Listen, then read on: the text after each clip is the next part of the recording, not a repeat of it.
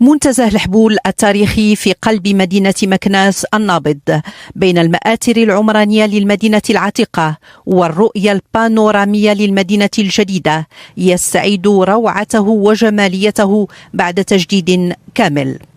فقد ترأست صاحبة السمو الملكي الأميرة لاله حسناء رئيسة مؤسسة محمد السادس لحماية البيئة افتتاح هذا المنتزه التاريخي العريق الذي يعود تأسيسه إلى عام 1906.